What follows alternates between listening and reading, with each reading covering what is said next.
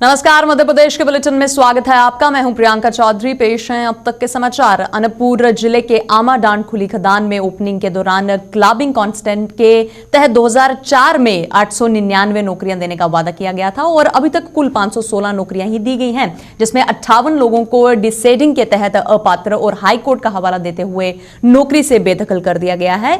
नौकरी से बेदखल नाराज सरकारी कर्मचारी द्वारा गोंडवाना गणतंत्र पार्टी के तत्वाधान में अनिश्चितकालीन हड़ताल की शुरुआत भी की गई, जिसमें इसका मुख्य नारा रहा रोजगार नहीं तो खदान नहीं। हड़ताल कर रहे किसान व मजदूर द्वारा रास्ते को अवरुद्ध कर दिया गया है।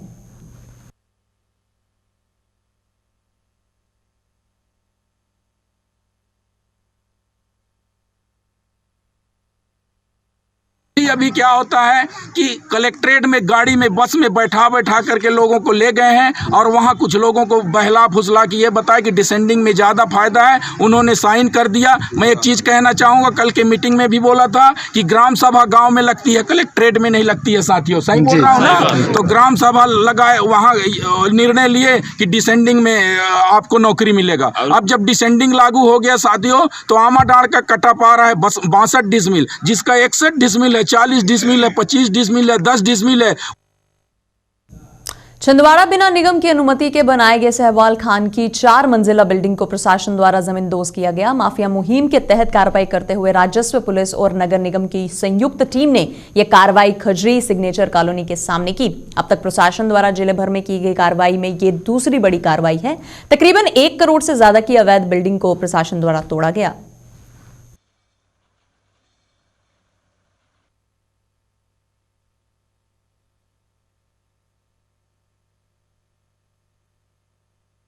ये नगर निगम द्वारा कार्रवाई की जाती है। खजरी में सिग्नेचर कॉलोनी के सामने एक व्यक्ति द्वारा बिना सक्षम अनुमति के, बिना नगर निगम के बिल्डिंग परमिशन लेके 3 मंजिला मकान बनाया गया था। नगर निगम ने विधिवत सुनवाई करके उसमें आदेश पारित किया। उसके बाद भी उनके द्वारा कोई कार्रवाई नहीं की गई, तो नगर निगम द्वारा आज ये हटाया जा रहा है। नगर निगम का अमला, पुलिस विभाग का अमला और राजस्व विभाग का अमला, पुलिस और राजस्व विभाग यहाँ नगर निगम की कार्रवाई में सहयोग के लिए उपस्थित है। ग्वालियर जिले के डबरा में जीएसटी टीम ने 2 फर्मों पर दबिश देकर बड़ी कार्रवाई को अंजाम दिया है। मनोज हार्डवेयर और मनोज मशीनरी नाम की फर्म पर जीएसटी की टीम द्वारा दबिश दी गई और दस्तावेजों के जब्त किए गए। साथ ही पूरे दिन टीम दस्तावेजों को खंगालती रही और कुछ फर्म मालिकों से भी पूछताछ की गई। क्या है पूरा मामला, आइए जानते हैं।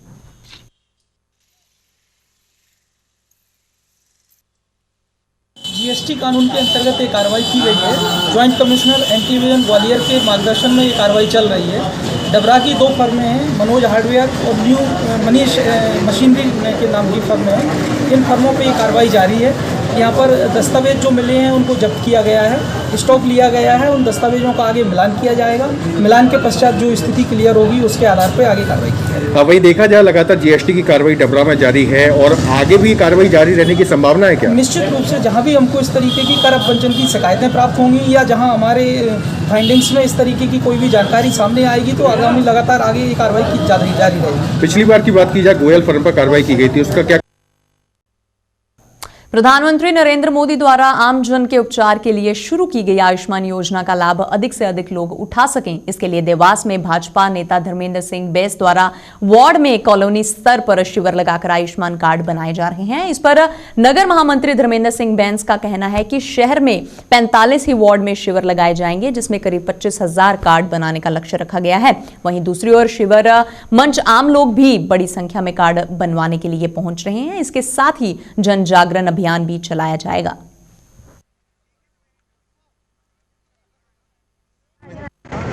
प्रधानमंत्री आदरणीय नरेंद्र मोदी जी की जो महत्वपूर्ण योजना है, जिसको हम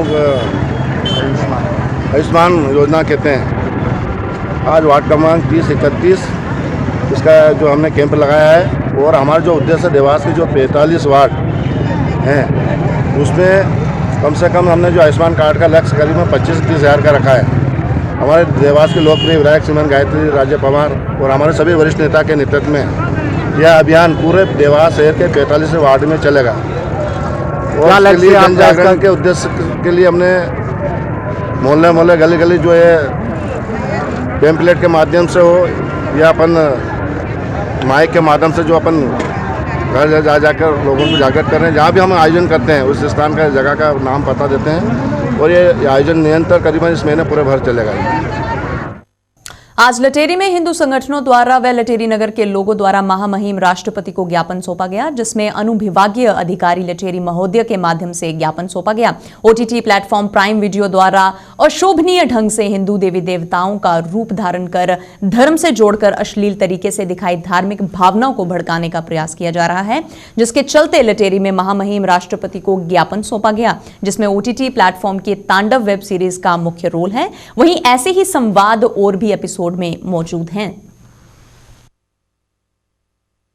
ये अभी जो Amazon prime video OTT platform पर जो तांडव वेब सीरीज नाम की एक मूवी चलाई जा रही है, जिसमें कि हिंदू धर्म के देवी देवताओं का अपमान एवं उनको अन्य गलत प्रकार तरीके से उनको उसमें प्रदर्शित किया गया है, उसी को लेकर समस्त हिंदू संगठनों के द्वारा नगर लटेरी में आज माननीय अनुविभागीय महोदय को ये ज्ञापन दिया गया है। जी हाँ, बिल्कुल, ये एक बहुत ही बड़ा षड्यंत्र है। इसके पीछे अर्बन नक्सल लोग हैं और पूरा बॉलीवुड इसके अंदर संलिप्त है। मध्य प्रदेश शासन की वन मंत्री विजय शाह कल पन्ना पहुंची। वन मंत्री ने पन्ना टाइगर रिजर्व को लेकर कहा कि एक समय लोग कहते थे कि टाइगर बताओ इनाम पाओ, लेकिन आज अगर मध्य प्रदेश में 526 बाघ हैं तो अकेले पन्ना में 65 से ज्यादा बाघ मौजूद हैं। विजय शाह ने यह भी कहा कि मध्य प्रदेश को टाइगर स्टेट के बाद लेपर्ड स्टेट का दर्जा भी मिल चुका है। अब उम्मीद है कि गिद्धों की गिनती में भी हम देश में नंबर 1 पहुंचेंगे। वन मंत्री ने पन्ना टाइगर रिजर्व प्रबंधन को वन्य जीव संरक्षण में अच्छा काम करने के लिए बधाई भी दी।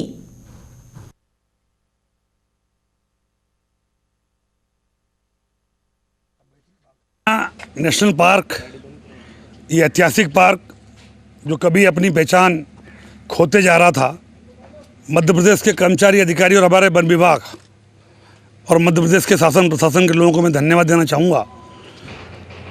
वर्ल्ड हेरिटेज खजुराहो के पास पन्ना एक समय ऐसा भी आया था कि लोग कहते थे कि वहाँ टाइगर बताओ इनाम पाओ, लेकिन आज लगभग जो आप लोगों की जानकारी है कि मध्य प्रदेश में अगर 526 टाइगर हैं तो लगभग 65 टाइगर 65 टाइगर पन्ना कोर एरिया में और बफर एरिया में डबल एक्स वाला चेक कर देते हैं।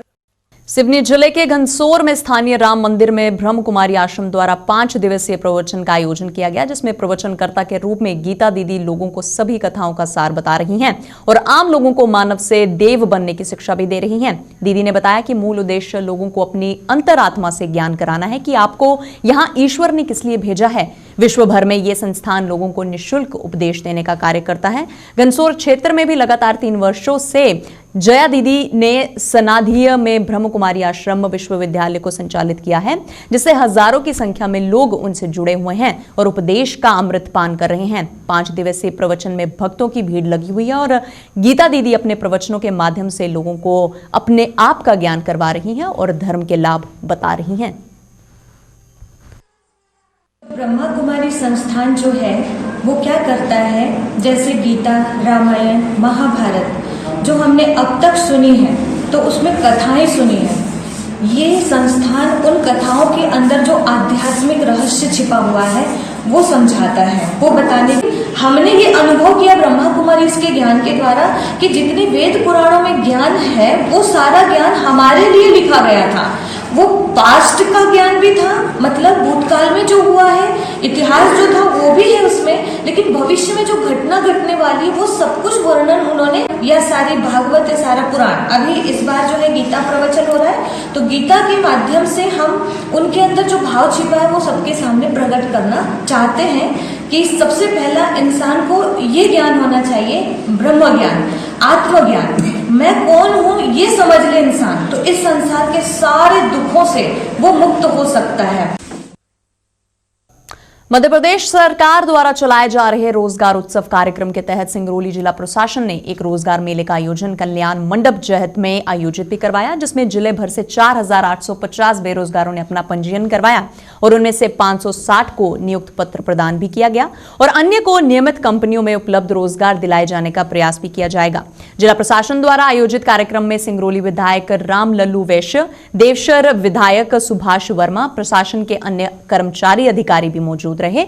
इस रोजगार मेले में 2 दर्जन से ज्यादा कंपनियों ने भाग लिया और बेरोजगार युवकों के पंजीयन के बाद पात्र व्यक्तियों को रोजगार मुहैया कराया गया और इस रोजगार मेले में जिले भर से बेरोजगारों ने बढ़ चढ़कर हिस्सा भी लिया।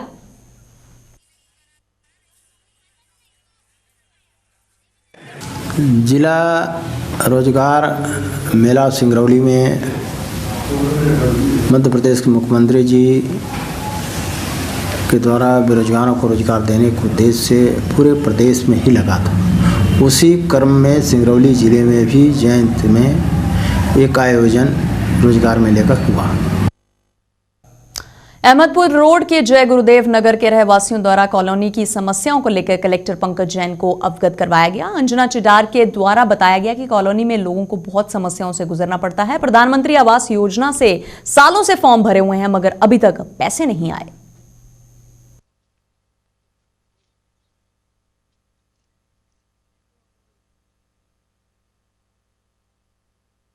हमारे वार्ड नंबर 36 जय गुरुदेव नगर में कलेक्टर महोदय पधारे थे। उन लोगों को हम लोग अपनी समस्याओं से अवगत कराने के लिए इकट्ठा हुए हैं। यहाँ पर कई लोगों की कुटी नहीं मिली है, आवास योजना का लाभ नहीं मिला है। जय गुरुदेव नगर में कभी भी कोई भी सफाई कर्मचारी नहीं आता है। रोड डली है, जब से कोई नाली नहीं बनी है। तो हम लोग अपनी समस्याओं को लेकर कलेक्टर साहब से मिलने आए हैं और जो रोड डली थी वो भी आप लोग देख सकते हैं पूरी तरह उखड़ चुकी हैं। गलतियों की पुनरावृत्ति पर अराजकता का वातावरण ना बने इसलिए गलत काम करने वालों को दंडित करने का प्रावधान बनाया गया है, लेकिन मंडला में ऐसा होता नहीं दिख रहा है। आपको बता दें कि यहां के वन विकास निगम मोहगामा परियोजना बीट प्रेमपुर के जंगलों में 23 अगस्त को वन रक्षकों द्वारा वन सुअर की हत्या करने वालों को पकड़ा गया था, लेकिन जिसे बाद में डिप्टी रेंजर द्वारा रिश्वत लेकर छोड़ दिया गया। इसको लेकर विभाग के कर्मचारियों द्वारा कार्यालय के समक्ष धरना भी दिया गया, जहां पर उच्च अधिकारियों ने इन्हें डरा धमकाकर भगा दिया। ऐसे में कैसे वनों व वन्य प्राणियों की रक्षा होगी, ये बहुत बड़ा सवाल है।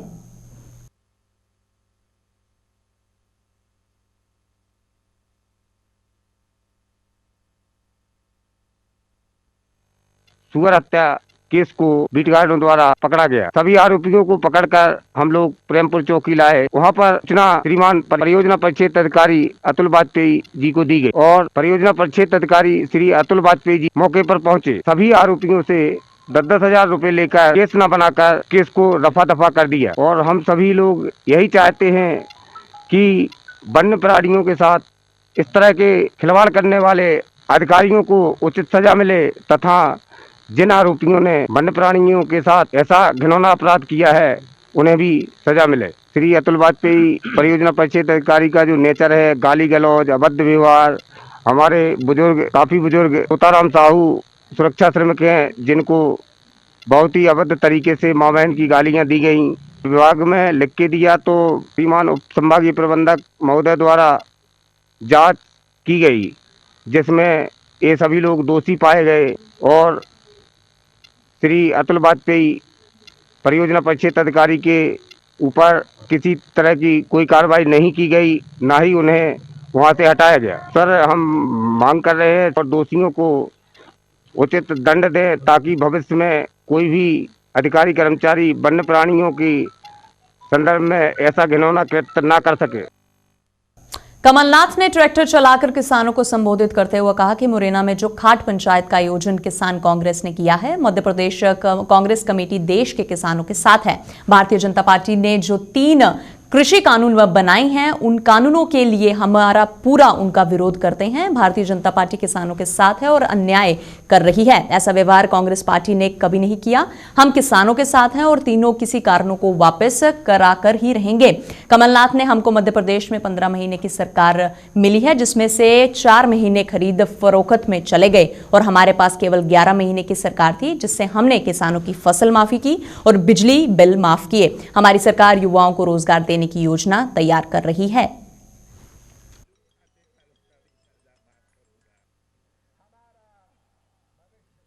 राजगढ़ में सीहोर जिले की सीमा में लगे पार्वती डैम श्यामपुर ब्लॉक के अंतर्गत आने वाले किसानों ने पार्वती परियोजना डैम का काम मुआवजे को लेकर बंद कर दिया था, जिसको तत्काल श्यामपुर एसडीएम आदित्य जैन व तहसीलदार अतुल शर्मा ने मौके पर पहुंचकर किसानों को समझाइश दी, डैम का काम चालू करवाया था। उसी संदर्भ में आज अहमदपुर देवीपुर भाजपा मंडल अध्यक्ष गिरीश कुमार सिंह सोलंकी एवं मंडल पदाधिकारी ने जल संसाधन मंत्री तुलसीराम सिलावट ने उनके निवास पर जाकर पार्वती डैम में डूब में अपने किसानों को उचित मुआवजा, विशेष पैकेज एवं पूरी जमीन को सिंचित किए जाने की मांग, मकान घर उचित मुआवजा मिले, इस विषय को मंत्री ने बड़ी गंभीरता से सुना एवं तुरंत संबंधित अधिकारियों से चर्चा कर सभी समस्याओं का हल तुरंत करने का आश्वासन भी दिया। पूरी तरह संतुष्टिजनक जवाब दिया है। उनने फरवरी तक का समय मांगा है कि फरवरी तक हम सभी गांवों का सीमांकन और सर्वे कराकर मुआवजा राशि का वितरण करेंगे। उनके आश्वासन के बाद हम डैम का काम चालू करवा रहे हैं।